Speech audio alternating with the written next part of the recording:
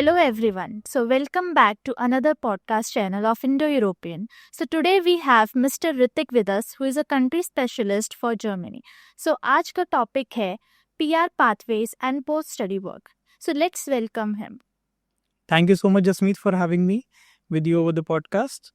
So yes, जैसे कि आपने बताया कि आज हम डिस्कस करने वाले हैं अपने पीआर ऑप्शंस प्लस हमारा पोस्ट स्टडी वर्क राइट्स। तो बट मैं थोड़ा सा इसमें क्लैरिफाई करना चाहूँगा, मैं आज सिर्फ जर्मनी की नहीं कुछ और कंट्रीज़ की भी बात करूँगा Great. एक कंपैरिजन में, राइट। सो क्या हम शुरू कर सकते हैं? Yes. So let's start.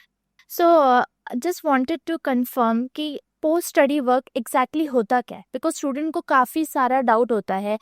कुछ स्टूडेंट्स बोलते हैं पोस्ट स्टडी वर्क, कुछ स्टूडेंट्स बोलते हैं जॉब सीकर वीज़ा. सो आप उस पर थोड़ी सी क्लैरिटी दीजिए. जी, so basically post study work rights या फिर जॉब सीकर वीज़ा दोनों ही एक चीज़ है. जितने भी इंटरनेशनल स्टूडेंट्स बाहर पढ़ने जाते हैं, वेदर वो जर्मनी है, वो चाहे वो डेनमार्क है, चाहे वो कोई English country like Canada, UK, कोई भी कंट्री हो, हर कंट्री में स्टूडेंट को एक पोस्ट स्टडी वर्किंग राइट्स दिए जाते हैं. यानी कि जब पढ़ाई ख़त्म होगी तो बच्चा उसके बाद अपना काम के लिए, अपनी जॉब के लिए टाइम ले सकता है. अब अगर स्पेसिफिकली मैं जर्मनी की बात करता हूँ तो जर्मनी में आपको 18 मंथ्स का पोस्ट स्टडी वर्क राइट्स या फिर जॉब सीकर वीज़ा दिया जाता है, जिसमें आपको पूरी फुल क्लैरिटी है कि आप वहाँ जाके अपने लिए जॉब्स ढूंढ सकते हैं इजीली. राइट. सो उसमें कुछ लिमिटेशंस भी होती होंगी, लाइक ड्यूरेशन या कितना टाइम हम काम कर सकते हैं. कुछ वर्क राइट्स भी होते होंगे उसमें. नॉर्मली अगर मैं लिमिटेशंस की बात करता हूँ, सो जो 18 मंथ्स का हमें स्टे बैक मिल रहा है जर्मनी में, उसमें बेसिकली आपको full time working rights allowed है. सो एक अगर मैं कंपैरिजन दूँ तो नॉर्मली स्टूडेंट्स क्या करते हैं, जब वो पढ़ाई करने जा रहे होते हैं, पढ़ाई के टाइम उनको पार्ट टाइम अलाउड होता है, यानी कि वो 20 आवर्स अ वीक या 40 आवर्स अ वीक काम कर सकते हैं नॉर्मली. बट जब मैं एक प्रॉपर जॉब सीकर वीज़ा पे या एक PSW पे आ जाता हूँ, तब मुझे फुल वर्किंग राइट्स मिलते हैं, यानी कि मैं 40 आवर्स मिनिमम काम कर सकता हूँ, तो एक वाइट कॉलर जॉब देख सकता हूँ. ओके. सो नेक्स्ट क्वेश्चन है हमारा कि क्या एलिजिबिलिटी है टू अप्लाई फॉर PSW. सो जब मैं एक एप्लीकेशन के लिए बात करता हूँ कि मुझे एक पोस्ट स्टडी वर्किंग राइट्स चाहिए किसी भी कंट्री में, सो पहली चीज़ ये है कि मेरी जो डिग्री है या जो भी डिप्लोमा है या डिग्री जो भी मैं परस्यू करने गया हूँ उस कंट्री में, वो कंप्लीट होना बहुत ज़रूरी है. ट्राई करना है कि हमारी कोई बैकलॉग्स ना हो उसमें पेंडिंग या कुछ ना हो, बिकॉज अगर ये सब पेंडिंग रहता है तो स्टूडेंट नॉर्मली अप्लाई नहीं कर पाता है. इसके अलावा हमारे पास एक वैलिड पासपोर्ट होना चाहिए उस चीज़ को अप्लाई करने के लिए, राइट. तभी आपको नॉर्मली जो जितने भी इमिग्रेशंस हैं अराउंड द ग्लोब, वही तभी आपको वो इशू कर पाते हैं पोस्ट स्टडी वर्किंग राइट्स. सो इस चीज़ का हमें बहुत ध्यान रखना पड़ेगा. ओके. सो हर कंट्री का पोस्ट स्टडी वर्क तो डिफरेंट ही होता है. राइट. सो थोड़ा सा आप कंपैरिजन में बता सकते हैं, like for Germany, like you told it is 18 months. What about Denmark और स्वीडन, या और भी थोड़ा सा, ताकि स्टूडेंट्स को एक क्लैरिटी मिले कि Right. हम कौन सी कंट्री प्लान करें जिसमें हमारा पोस्ट स्टडी वर्क में भी थोड़ा सा ज़्यादा हो सकता है. राइट. सो अगर जैसे कंपैरिजन की अगर हम बात करते हैं, अगर जर्मनी से मैं कंपेयर करता हूँ डेनमार्क को, सो अगर कोई भी स्टूडेंट एक पब्लिक यूनिवर्सिटी यानी कि एक डैनिश यूनिवर्सिटी में पढ़ने जाता है, ही और she gets approximately 3 years of job seeker visa और वर्क परमिट बेसिकली. और अगर मैं स्वीडन की बात करता हूँ तो स्वीडन में आपको 2 साल तक का परमिट मिल जाता है, तो लाइक आप वहाँ जाके जॉब ढूंढ सकते हैं अपने लिए आराम से. और इसी तरीके से फिनलैंड में भी जैसे 2 साल है. अगर मैं और कंट्रीज़ की बात करता हूँ, जैसे कि सपोज फ्रांस की बात करता हूँ, तो फ्रांस में 2 इयर्स फुल टाइम मिलता है, देन 3 इयर्स वो पार्ट टाइम का भी इशू करते हैं आपको, राइट. सो हर कंट्री का अपना अपना सेपरेट एक जॉब सीकर वीज़ा मिलता है स्टूडेंट्स को. Okay. So to be very precise, I think Denmark की जो प्राइवेट यूनिवर्सिटीज़ हैं वो 3 इयर्स का नहीं देती हैं, क्योंकि स्टूडेंट्स को बहुत कन्फ्यूजन होती है. राइट. सो डेनमार्क के अपने रूल्स रेगुलेशंस हैं. सो डेनमार्क की जो प्राइवेट यूनिवर्सिटीज़ होती हैं वो मैक्सिमम अप टू 6 मंथ्स तक का स्टे बैक ही देती हैं. ये वहीं के रूल्स हैं. इस वजह से ही जो बच्चे जो डेनमार्क जाना चाहते हैं वो वहाँ की पब्लिक यूनिवर्सिटी ज़्यादा प्रेफर करते हैं. ऑल्दो अगर मैं प्राइवेट यूनिवर्सिटीज़ की बात करता हूँ, उनमें एंट्री लेना आसान है बट उसमें स्टे बैक नहीं मिलता, तो इसलिए बच्चे थोड़ा सा रिवोक करते हैं कि प्राइवेट में ना जाए. सो स्टूडेंट, जैसे कि अभी हमें थोड़ी क्लैरिटी मिली regarding the post study work, let's now come to a point कि हम PR भी कैसे प्लान कर सकते हैं आफ्टर हमारा स्टे बैक जो होता है पोस्ट स्टडी वाला, उसके बाद. सो अगर मैं PR की बात करता हूँ, मैं पहले जर्मनी से शुरू करूँगा. जर्मनी में PR के लिए आपको टाइम चाहिए होता है मिनिमम 5 to 6 ईयर्स. सो अब कोई स्टूडेंट सपोजिंगली 2 साल की अपनी ग्रेजुएशन करने जा रहा है, मास्टर्स डिग्री करने जा रहा है जर्मनी से, उसके बाद वो 1.5 साल का स्टे बैक लेगा, एंड 1.5 साल के अंदर अंदर ही has to look for some और दी अदर एम्प्लॉयर जो उनको स्पॉन्सर कर पाए वहाँ पर, क्योंकि स्पॉन्सरशिप मिलना बहुत ज़रूरी है इन कंट्रीज़ में. जब तक स्पॉन्सरशिप नहीं मिलेगी there will be no point कि हम उसको लेके एक्सटेंड कैसे करेंगे अपने वीज़ा को। एक चीज़ तो ये रहेगी। इसके अलावा आपको उस स्पेसिफिक कंट्री के लिए उनकी लैंग्वेज आना बहुत ज़रूरी है। जर्मनी में जो करंट स्टैंडर्ड्स हैं वो ये कहते हैं कि आपके पास B1 लेवल होना ज़रूरी है, B1 level of the German language. Apart from that, अब नॉर्मली जो हमें स्टूडेंट्स ने भी बताया है, जो लोग ऑलरेडी वहाँ पे ब्लू कार्ड पे काम कर रहे हैं या फिर आगे प्लान कर रहे हैं ब्लू कार्ड लेने का भी, सो उन्होंने हमें बताया कि normally takes us around like 21 to 33 months Germany में to get the PR done after completion of your graduation from the country okay. Minimum. Yes. So like is language mandatory कि हम स्टूडेंट्स जो हैं पहले before going to that particular country पहले सीखे या फिर वहीं पे जाके सीखे? What you suggest? सजेशन पहला यही है कि अगर आपके पास टाइम है, लाइक आपका इनटेक अब नेक्स्ट सितंबर है, टुडे लाइक आज मैं सितंबर में बैठा हूँ और अगले सितंबर का मैं प्लान कर रहा हूँ, मेरे पास ऑलमोस्ट 1 साल है। सो उसके लिए रिकमेंडेशन है कि सिंस आपके पास 1 साल है and you have the right time, so आप उसको इंडिया से ही प्रिपेयर करना शुरू करें। इफ़ इन केस आपको लगता है कि नहीं मेरा इनटेक बहुत नियर है और मैं नहीं जा सकता, इतना जल्दी प्रिपरेशन नहीं कर पाऊंगा जर्मन लैंग्वेज की, so basically there is no worries regarding that. आप उसको वहाँ जाकर भी पढ़ाई कर सकते हैं। Like most of the universities do offer German courses as well, German classes भी प्रोवाइड करते हैं यूनिवर्सिटीज़, ताकि बच्चा वहाँ पे जाके भी आराम से अपना A1 A2 कर ले। फिर जब एक बार बच्चा जॉब सीकर पे आ जाएगा then he can eventually learn B1 and B2 as well. So students को कौन सी बॉडी से, मतलब इंडिया में जो रिकग्नाइज्ड हो, कहाँ से लैंग्वेज सीखनी चाहिए? बिकॉज काफ़ी सारे स्टूडेंट्स लोकल कोई इंस्टीट्यूट से सीख लेते हैं बट वो रिकग्नाइज नहीं होता। सो कौन सी वो जो बॉडी है वहाँ से हमें करना चाहिए स्टूडेंट्स को prepare? Right. So basically yes, आपने एक काफ़ी अच्छा सवाल किया है, क्योंकि स्टूडेंट्स को डाउट रहता है कि एग्जैक्टली हमें कहाँ से पढ़ें हम Right. सर। ये काउंसलिंग के टाइम पर भी बच्चे पूछते हैं कि एग्जैक्टली अगर हम पढ़ना चाहें जर्मन लैंग्वेज तो हम कहाँ से पढ़ें। सो जर्मन लैंग्वेज के लिए फर्स्ट प्रेफरेंस आपको पता है कि गोएथे ही रहता है। गोएथे से ही बच्चे प्रेफर करते हैं अपनी जर्मन लैंग्वेज पढ़ना, बिकॉज वहाँ से उनको जो भी सर्टिफिकेशन मिलेगा that is eventually recognised by the German embassy. अगर बट मैं इसमें एक बच्चों को ये भी नहीं करूँगा, डिमोटिवेट भी नहीं करूँगा कि वो अपने लोकल कहीं से ना पढ़े। अगर उनको लोकल ऑप्शंस अवेलेबल हैं सो हाँ डेफिनेटली आप अपने लोकल एरिया से भी पढ़ाई कर सकते हैं जर्मन लैंग्वेज की। बट जो टेस्ट होगा, जो आपको एक सर्टिफिकेशन चाहिए टू प्रूव योर लेवल, वो आपको गोएथे से ही लेना पड़ेगा।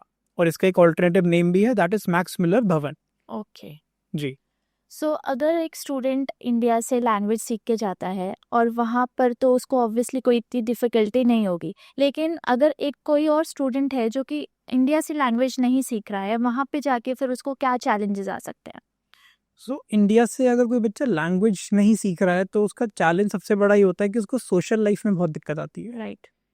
मे बी वो अपनी पढ़ाई तो कर लेगा। मैं कॉलेज जाके, मी बीइंग अ स्टूडेंट, मैं अगर आज कॉलेज जाता हूँ एक जर्मनी में सपोजिंगली, और मैं जर्मन लैंग्वेज नहीं सीख के जा रहा, मैं अपनी क्लासेस अटेंड कर लूँगा, मे बी असाइनमेंट्स भी कर लूँगा, सब कुछ कर लूँगा, बट जब मैं एक सोशल लाइफ सस्टेनेबिलिटी की बात करता हूँ वहाँ पर मैं चैलेंजेस फेस करूँगा। राइट। क्योंकि मेजॉरिटी जो उनकी है वो आज भी जर्मन ही है एक तरीके से।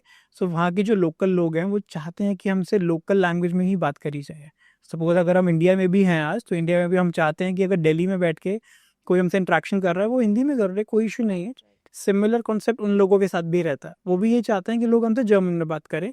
सो एक लोकल सस्टेनेबिलिटी के लिए यस डेफिनेटली अगर आप जर्मन थोड़ा बहुत भी सीखेंगे सो आपको वो हेल्प करेगा ही करेगा जर्मनी में। राइट।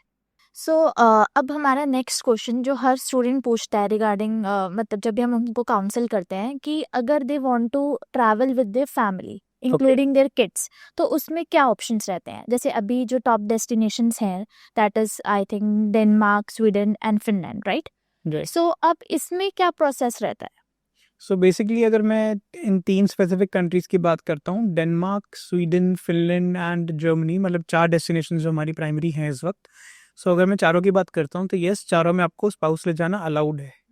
अब डिफरेंशिएशन कहाँ आता है? अगर मैं डेनमार्क, स्वीडन और फिनलैंड को एक बकेट में रखता हूँ और जर्मनी को एक सेपरेट बकेट में रखता हूँ, डिफरेंशिएशन ये आता है कि डेनमार्क, स्वीडन एंड फिनलैंड में आपको अपना स्पाउस साथ ले जाना अलाउड है। यानी कि the student and the spouse can fly together from India.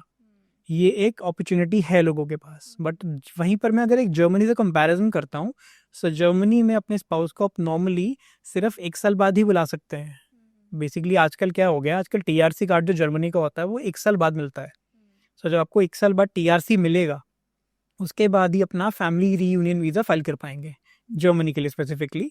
वहीं पर जहाँ पे अब मैं डेनमार्क, फिनलैंड वगैरह की बात करता हूँ, तो इन कंट्रीज़ में आप लोग स्टूडेंट प्लस स्पाउस का वीज़ा साथ में भी फाइल कर सकते हैं। Okay and there are high chances कि आप अपने स्पाउस को अपने साथ ले जा पाएँ। इफ़ इन केस थोड़ा बहुत वीज़ा डिले हुआ या कुछ भी चीज़ें ऊपर नीचे हुई, ऑल्दो वैसे प्रोसेस बहुत क्विक है अभी डेनमार्क का, बट जैसे सपोज फिनलैंड की अगर स्पेसिफिक एक पॉइंट पकड़ता हूँ, तो फिनलैंड में कभी कभार वीज़ा डिले भी होता है, डिले चलता है। सो उस केस में क्या होता है, the spouse might have to fly maybe a month later, maybe 2 months later, like that, but there are high chances कि वो साथ में फ्लाई कर जाएं। ओके। सो बेसिकली जिनकी प्रेफरेंस है कि साथ में ही फ्लाई करना है तो they can choose this countries. लेकिन अगर कोई ऐसे भी स्टूडेंट्स हमारे पास आते हैं जो कि बोलते हैं कि नहीं हम पहले खुद जाके देखना चाहते हैं और देखना चाहते हैं कि कैसा वहाँ पे एटमॉस्फेयर है, खुद सेटल होना चाहते हैं, Right. इसके बाद we'll ask our family to come.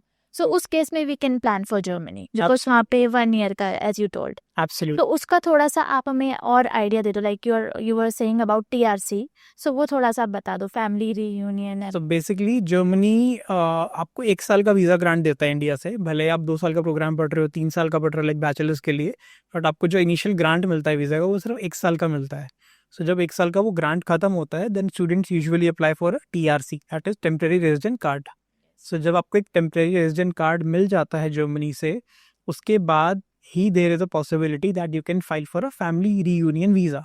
Recently मैं आपको एक अपना खुद का केस ही बता देता हूँ। One of our student like वो गई थी जर्मनी। उस वक्त जर्मनी में रूल था that you can apply for a family reunion after 90 days। Okay तब 90 days का वीज़ा ग्रांट मिलता था, बट जब उनका फॉर्चुनेटली जब उनका वीज़ा आया तब उनका वीज़ा 1 साल का लग कर आया था, but we didn't had any idea about this कि ऐसा भी कुछ चेंजेस आए हैं। सो जब स्टूडेंट इवेंचुअली वहाँ पहुंची, 90 days निकल गए उनको वहाँ पहुंचे हुए, she like reach out to the immigration. So immigration ने उनको इन्फॉर्म किया that right now the rules have been revised, okay और आप इवेंचुअली अभी स्पाउस को बुला नहीं सकते, आपको 1 साल बाद ही बुलाना पड़ेगा, राइट। सो यही सेम चीज़ हमने फिर अपने जितने भी प्रोस्पेक्टिव स्टूडेंट्स थे जो स्पाउसेस को लेके जाना चाह रहे थे, सबको इन्फॉर्म किया गया हमारे एंड से कि okay Germany is allowing spouse but only after 1 year, okay right. So live examples हैं, रिसोर्सेज हैं। सो इसके थ्रू लेके एक सही कम्युनिकेशन पहुंचना बहुत ज़रूरी है, क्योंकि मार्केट में स्टूडेंट्स कई बार कहते हैं कि सर आप ना गाइडेंस गलत दे रहे हो, स्पाउस साथ में ले जा सकते हैं जर्मनी में, बट नहीं, ऐसा नहीं है। स्टूडेंट्स को समझना बहुत ज़रूरी है। You have to go through the rules and regulations. आप लोग वेबसाइट्स चेक कीजिए, आप लोग और अपना रिसर्च कीजिए, आपको तब पता लगेगा कि एक्चुअली आप जर्मनी नहीं बुला सकते डायरेक्टली अपने स्पाउस को अपने साथ। So one more question, like if we want to travel with our spouse तो उनकी भी कुछ एलिजिबिलिटी है, लाइक? यस, उनकी भी एलिजिबिलिटी है। सो फर्स्टली एक मेजर पॉइंट तो मैं इसमें कहूँगा कि आपको स्पाउस के लिए भी सेम ब्लॉक्ड अकाउंट चाहिए होता है जो Okay. स्टूडेंट अपने लिए रखता है। देन स्पाउस को नॉर्मली वो up till A2 level of language कहते हैं, ऑल्दो लाइक थोड़ा सा डिबेटेबल रहता है लैंग्वेज वाली चीज़, बिकॉज कोई कहता है कि A1 तक चाहिए, कोई कहता है A2 तक। It's better that we do it up till A2, कि हाँ A2 तक मैंने अपना लैंग्वेज किया हुआ है, we are fine with that, that is not a problem. इसके अलावा सेकंड प्रेफरेंस, थर्ड प्रेफरेंस ये आती है कि जो सबके स्पाउस हैं उनके पास एटलीस्ट बैचलर्स हो, सो आपके लिए वो थोड़ा सा रूट और इजी हो जाता है। जी, अगर स्पाउस के पास बैचलर्स है और वो लैंग्वेज सीख लेता है तो मतलब एक बहुत इजी पाथवे बन जाएगा कि पूरी फैमिली माइग्रेट हो जाए, राइट? राइट। तो अगर स्पाउस के पास बैचलर्स है ही ऑलरेडी और लैंग्वेज वो सीख चुके हैं, सिंस अभी आपके पास 1 साल है, जैसे मैंने बताया कि 1 साल बाद ही फाइल कर पाओगे, you have 1 year, you can arrange your funds easily around 11,904 euros जो आपको ब्लॉक अकाउंट में दिखाने अपने लिए, राइट। पढ़ाई आपने कर ही रखी है, सिर्फ लैंग्वेज सीखनी है। और आई डोंट थिंक A1 और A2 लेवल की जब मैं बात करता हूँ, it will hardly take you like 3 months overall दोनों के लिए। सो 1 साल में से 3 महीना अगर मैं लैंग्वेज को देता हूँ, I don't think that will be a challenge. Right. So the show money will be different for Denmark, Sweden and Finland, right? जो स्पाउस को दिखाना है। एंड वर्क राइट्स पे भी आप मुझे बताओ, स्पाउस के क्या वर्क राइट्स हो? राइट। सो बेसिकली अगर मैं स्वीडन, फिनलैंड, डेनमार्क की बात करता हूँ, सो नॉर्मली इन कंट्रीज में जो स्पाउस होते हैं उनको फुल टाइम वर्किंग राइट्स दिए जाते हैं तीनों कंट्रीज में। सो स्पाउस का show money although yes differ करेगा हर कंट्री का थोड़ा बहुत, बिकॉज हर कंट्री का अपना अपना एक फिजिकल रेंज है, राइट राइट। सो बट एक एवरेज आउट अगर मैं बात करता हूँ, सो आप मान के चलिए कि स्वीडन, डेनमार्क, फिनलैंड के लिए ऑन एन एवरेज आपको 9.5 से 10 लाख रुपए चाहिए ही चाहिए for the spouse. Okay. So next एक और क्वेश्चन है मेरा कि आई थिंक मैंने ये कहीं पढ़ा था कि डेनमार्क में एप्लीकेंट को शो नहीं करना पड़ता, living cost, right but spouse को करना पड़ता है। राइट। सो So- इसका थोड़ा सा आप मुझे बताओ। Yeah. सो बेसिकली डेनमार्क का ये रूल है कि डेनमार्क में जो भी स्टूडेंट पढ़ाई करने जा रहा है, अब चाहे पब्लिक यूनिवर्सिटी जा रहा है चाहे प्राइवेट जा रहा है, रिस्पेक्टिव ऑफ दैट, डेनमार्क में स्टूडेंट के लिए शो मनी नहीं है। That's great. राइट। सो इससे होता क्या है, जो स्टूडेंट्स में भी जिनका बजट थोड़ा सा लिमिटेड है, जैसे 10-15 लाख, 10 लाख तो नहीं, खैर मैं 15 लाख तक का एक बजट मान के चलूंगा, 15 लाख तक का बजट है, but they can't show money, या फिर उनको ऐसा कुछ चाहिए जहाँ पे शो मनी की रिक्वायरमेंट ना पड़े, so Denmark could be a good destination. Right. अब इसमें एक चीज़ और भी आती है, अब सिंस अगर कोई बच्चा लाइक जाना चाह रहा है for masters, so normally Denmark में मास्टर्स 4 इयर्स की चाहिए। ओके। हाँ, सो उस चीज़ का स्टूडेंट को ध्यान रखना पड़ेगा कि जो बच्चे नॉर्मली 3 ईयर डिग्री के साथ डेनमार्क प्लान करते हैं, they will end up landing in the private majorly. मैं सबकी बात नहीं कर रहा हूँ कि 100% वहीं जाएंगे, यस, बट 90% नॉर्मली प्राइवेट जाएंगे, बिकॉज नॉर्मली वो कहते हैं कि 4 साल की बैचलर्स चाहिए ही चाहिए इन लोगों को।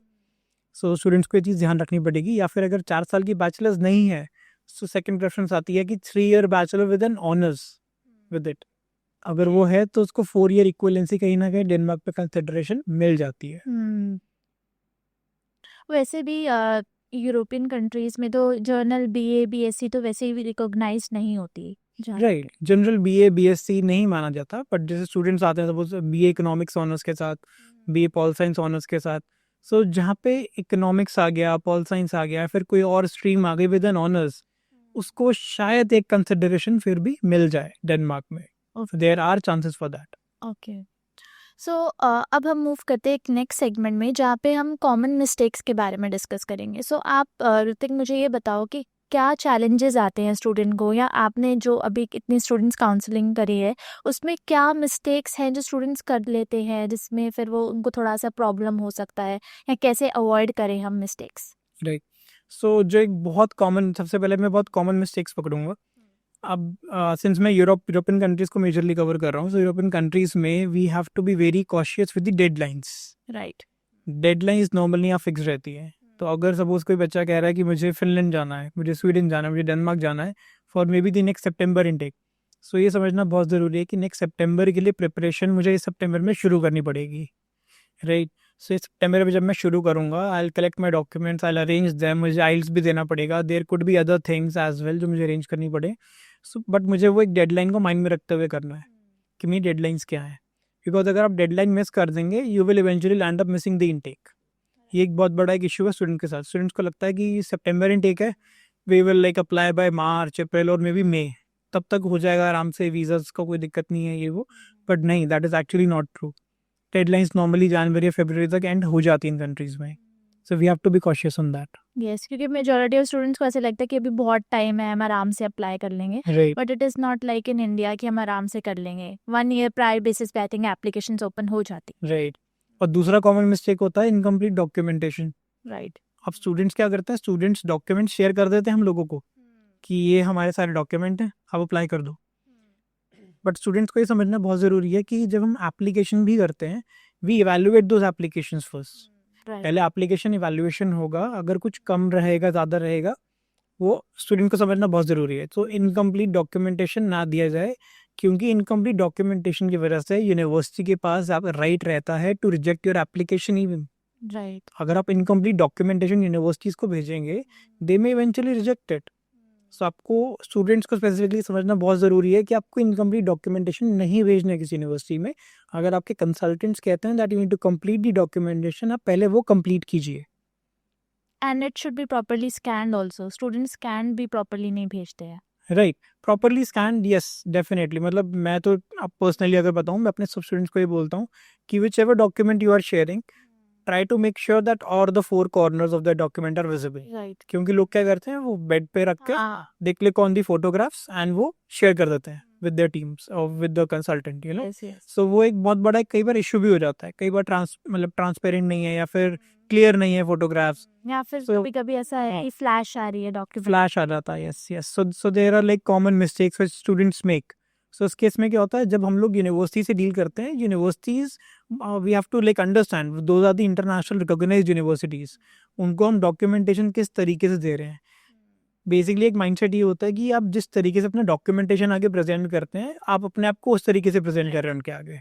सो अगर आपके डॉक्यूमेंटेशन ब्लर हैं, टेढ़े हैं, इधर उधर है, तो दैट मीन्स स्टूडेंट का विजन उतना क्लियर नहीं है फिर, like going for a particular university like that. So it's always like recommended that you send all your documents in the clear and concise manner so that आपको universities बहुत अच्छे से समझ पाएं, आपके documents को understand कर पाएं. And CV building is also like very important. CV, yes, CV building is very important. CV building के बिना मैं personally बताऊंगा, CV जिन students के बहुत accurate नहीं होते, they face higher rejections. Right. Overall कहीं पर भी, मैं सिर्फ यूरोप की बात नहीं कर रहा हूँ अभी, ओवरऑल अराउंड द ग्लोब आपका सीवी अगर आपको प्रॉपर तरीके से रिफ्लेक्ट नहीं कर पा रहा है या फिर वो अंडरस्टैंडेबल नहीं है, you may face a rejection even if you are eligible, क्योंकि सामने वाला समझ ही नहीं पाया कि आप बताना क्या चाह रहे हो. Even SOP is also very important. और हमारी ऑर्गेनाइजेशन तो दोनों चीज़ों में we have a dedicated team जो हेल्प करती है स्टूडेंट्स को विद SOP एंड CV.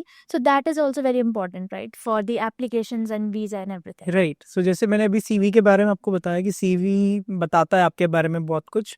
अब जब मैं स्टेटमेंट ऑफ पर्पस की बात करता हूँ, तो स्टेटमेंट ऑफ पर्पस एक बहुत इंपॉर्टेंट डॉक्यूमेंट है, क्योंकि वो आपका पूरा पर्पस डिफाइन करेगा कि मुझे एग्जैक्टली इस कंट्री में या इस कॉलेज में या इस यूनिवर्सिटी में या फिर ये पर्टिकुलर प्रोग्राम पढ़ना क्यों है. राइट. मेरा फ्यूचर गोल क्या है, मैं इंडिया के वापस करना क्या चाहता हूँ. स्टेटमेंट ऑफ पर्पस ये सारे पैरामीटर्स कवर करता है, और इसी वजह से यूनिवर्सिटीज उन चीज़ों को समझ पाते हैं और इवेल्युएट कर पाती हैं.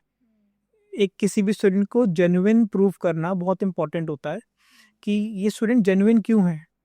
राइट. सो जब तक मेरा मोटिव क्लियर नहीं है कि मैं इस कंट्री में क्यों जा रहा हूँ या मैं करूँ क्या, पढ़ाई करने वाला हूँ, वापस आके क्या करूँगा, तब तक यूनिवर्सिटी उसको जेन्युइन नहीं मानती है.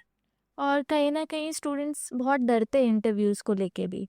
जैसे अभी तक जैसे हम काउंसलिंग कर रहे हैं, स्टूडेंट्स डरते हैं बहुत वीज़ा इंटरव्यूज़ में कैसा होगा, तो उसमें भी हमारी कंपनी काफ़ी हेल्प करती है. तो उसके बारे में भी आप थोड़ा सा बता दो. सो अगर मैं इंटरव्यूज़ की बात करता हूँ, तो हाँ, यूरोप में तो इंटरव्यूज़ रहते ही है, चाहे वो एम्बेसी के इंटरव्यूज़ हैं, चाहे वो यूनिवर्सिटी इंटरव्यूज़ हैं. सो अब स्टूडेंट इसमें डरता है. अब ये चीज़ तो काफ़ी डिबेटेबल है. स्टूडेंट डरता है, तो उसमें मी बीइंग अ कंसल्टेंट मैं उसको हेल्प कर सकता हूँ इम्प्रूव करने में. I can eventually help him और हर, प्रिपरेशन मॉक्स करा सकते हैं, प्रिपेयर करा सकते हैं, थोड़ा बहुत गाइडेंस दे सकते हैं. हमारे जो पिछले स्टूडेंट्स भी गए उन यूनिवर्सिटीज़ में, उन कंट्रीज़ में, उनसे किस तरीके के सवाल करे गए हैं. बट अगेन प्रिपरेशन स्टूडेंट के हाथ में है. Student has to prepare that thing by himself. अगर वो खुद से प्रिपेयर नहीं कर रहा है, वो टोटली डिपेंडेंट है अपने कंसल्टेंट पे, so there is a 90% chance that he might face a rejection in the interview.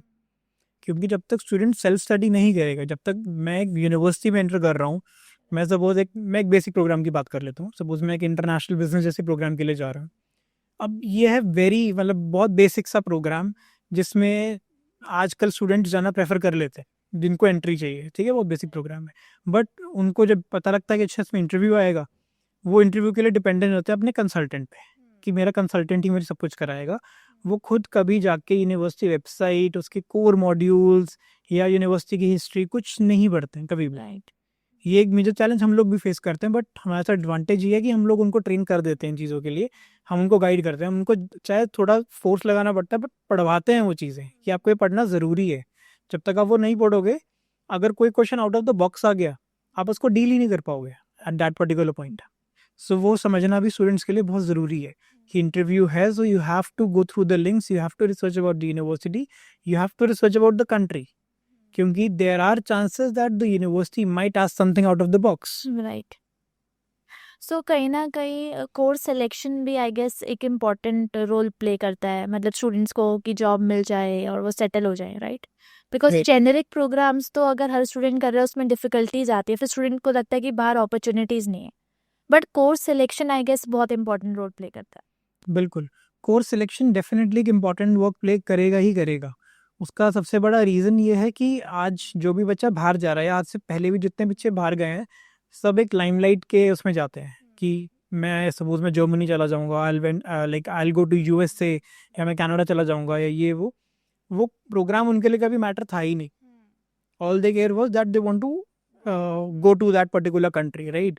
But आज क्या हो गया, आज ही थोड़ी मेंटालिटी चेंज हो रही है, और ये हम लोगों ने खुद भी ऑब्जर्व करी है, क्योंकि आज हुआ ऐसा है कि जो स्पेसिफिक फील्ड्स हैं, अगर मैं हेल्थ केयर की बात कर लेता हूँ, मैं कंप्यूटर साइंस आईटी की बात कर लेता हूँ, या फिर मैं और भी स्पेसिफिक डिज़ाइनिंग प्रोग्राम्स की बात कर लेता हूँ, इन प्रोग्राम्स की डिमांड बढ़ रही है। क्योंकि आज स्टूडेंट को ये समझ में आ गया कि अगर मैं कोई स्पेसिफिक प्रोग्राम लेके नहीं जाऊँगा या कोई स्पेसिफिक फील्ड लेके नहीं जाऊँगा, there is a high chance that I won't land a job. Right. और अगर जॉब नहीं मिलेगी तो एक्सटेंशन कैसे मिलेगा? एक्सटेंशन नहीं मिलेगा तो मैं रहूँगा कैसे?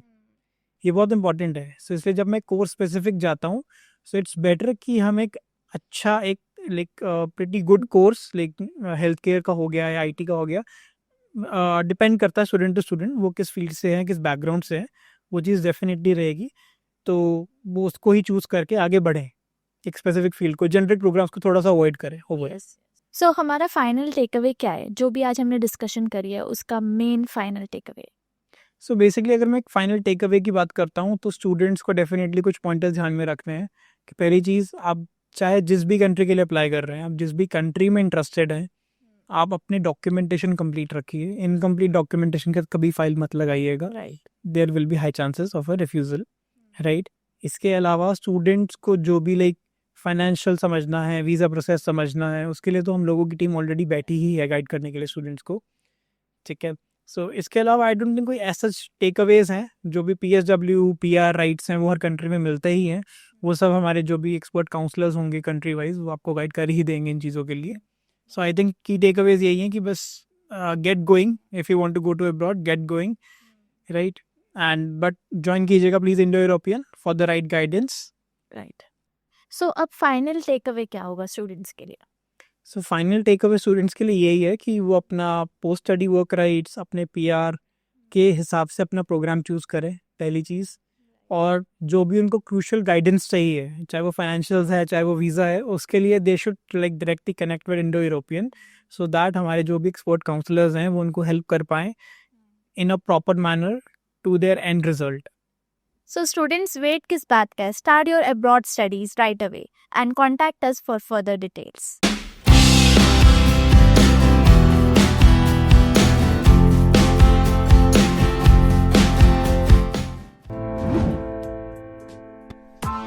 Press the bell icon on the YouTube app and never miss another update.